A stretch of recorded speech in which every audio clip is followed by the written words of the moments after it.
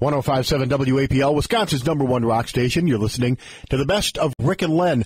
Friend of the show, Mark Golde from Rock Garden Studios, had quite an experience last week, and we brought it to you this week in a sort of live, in-studio, in-person, it's the guy who was actually involved version of Small Town Crime Wave. Doesn't it? Small Town Crime Wave. For real, with the guy involved. Our friend Mark Golde from Rock Garden Studios is here. Hi, Mark. Hey, guys. Thanks for coming in this morning. Let me first point out that I think every time I see you lately, you look a little bit more and more like early 80s Jeff Lynne of ELO. That's how people introduce me nowadays. Is that right? Okay, so it's not just me. So you have an incident. I guess we can say it was September 23rd, town of Grand Chute.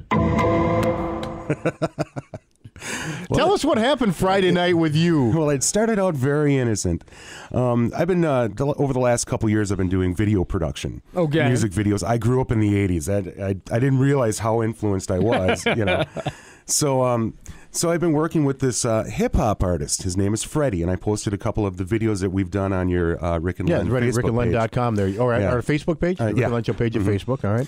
And so we've done a bunch of videos already, and I'm looking for something new with each one. So Friday night, he shows up, and I'm like, hey, let's get in the car. You just drive my car around. I'll sit in the passenger seat and shoot you rapping while you're driving.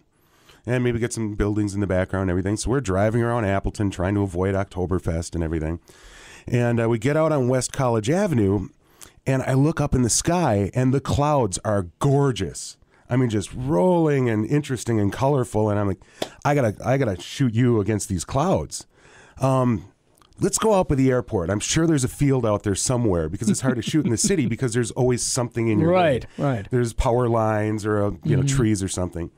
So we go up by the airport and drive way off to the left side, and there's this kind of open field. Vacant lot? Yeah, just vacant grass. You know, it's nowhere by the airstrips, the runways, or anything. And Freddie says, yeah, you sure we can be here? I'm like, if security comes over and wants us to leave, we'll apologize and leave. No big deal. No big deal at all. Famous last words. I was very wrong about that. It was a huge deal. So we get out of the car, and I crank his tune on my stereo, and we go out and we shoot him in the field. And the security truck even drove by and never stopped. Security truck from the airport? The airport security, yeah.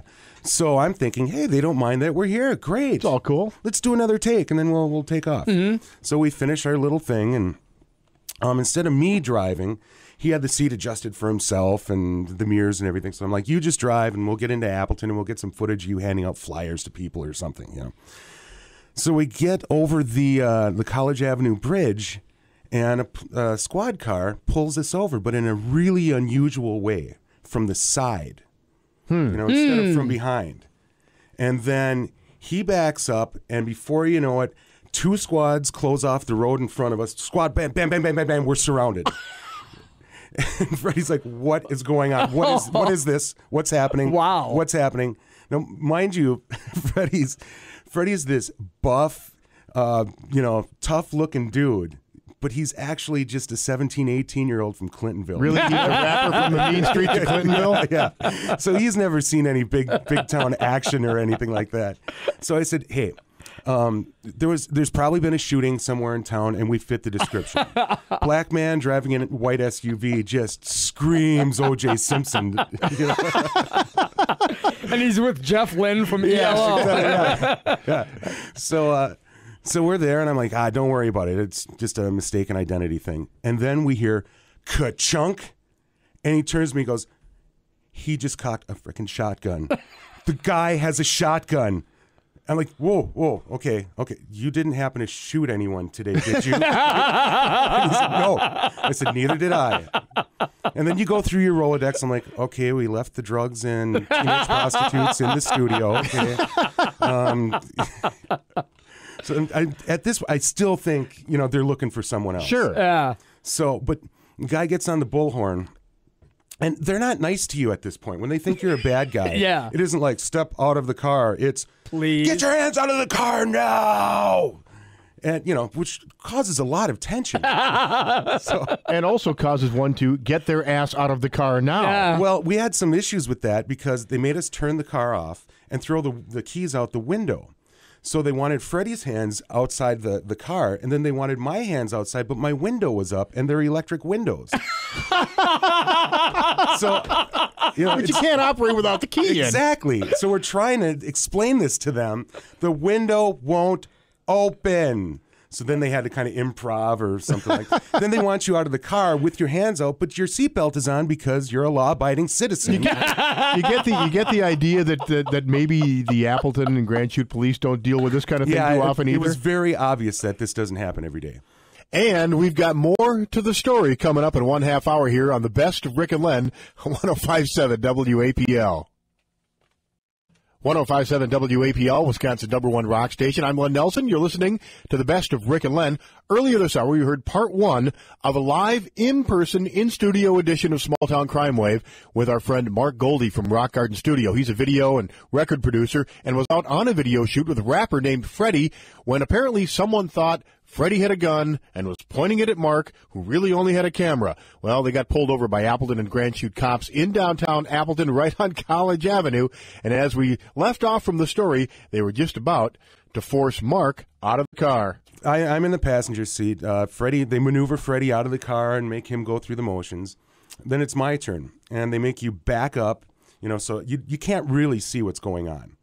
And my hand's on my head, and you'd be surprised how the simplest command becomes very confusing when you're under that kind of pressure. Oh, I can imagine. It's like, put your left hand on your head. This left hand, top, back. This hand? Is this okay? So then they wanted me to lift my shirt to make sure I didn't have a gun in my pocket. And then they said, okay, now slowly turn around. And that's when I saw it. It was blinking cherries and 12 cops with guns all facing at me. Wow. Oh, my God. Yes. Wow. 12 cops? 12 cops. Here's the point where I got to ask, did you poop yourself? No. I'm very surprised I didn't. Because I would have. And there was every type of gun. And if anybody who knows me knows that I am terrified of guns. I'm just, I guess it's your Second Amendment right to shoot somebody if you feel threatened and everything. Fine. I'm just not into it. Yeah. These things creep me out. Let alone 12 of them staring you in the face. Oh, yeah, shotguns and assault rifles and pistols. And it's exactly like that scene we've seen in the movies 1,000 times. It's exactly like that, but it's really scary because you're the guy in the middle. So you must have to try to explain that whatever they're looking for, it's not you. I mean, why did they have you guys pulled over and out of the car with 12 guns pointed at you? Well, we're still at the 12 guns pointed at me. Yeah. It's like, so they finally get me handcuffed and everything. And yes, then what I had forgotten is Freddie, when he showed up for the video shoot, had paid me in cash. He walked right up to me and goes, dude, I want to take care of this right away. And he hands me this wad of cash, and I just stuffed it in my pocket. So you've got a wad of cash in your pocket. So yeah, the cop goes through my pockets, pulls out this wad of 50s, slams it on the car, and goes, I suppose this is your weekend spending money, huh? I'm like, no, it's not what you think. So it's looking bad. And the thing that upset me is the first set of handcuffs they put you in. Yeah. I couldn't see them, but they felt like a flat iron bar with squares cut out of them. Okay. I mean, they're the most painful thing possible. But if you're a good boy, then they give you the more comfortable handcuffs. Uh-huh. And the comfy handcuffs. It's going through my head. Now, the odds of me getting out of the comfortable handcuffs are the exact same as the iron bar with squares cut out of them. You just want me to suffer. That's what it is. So what it finally came down to was, and I did ask, the window was open a little bit, and I said out of concern for public safety to one of the police officers, I'm like, hey, if you're looking for someone dangerous, they're still out there. You've made a mistake. And she looks down at me and she goes, oh, we've made a mistake. I'm like, okay, I'm not getting anywhere. I'm just going to shut up and let them do their thing. Ride this one out. Yeah. So finally they told us why we were there.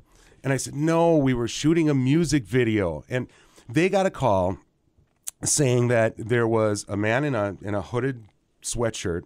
So that's what the rappers wear. Was what he was wearing. Yeah. Assaulting a man on the ground, which was me. And the way it looked, I wanted to shoot him into the clouds.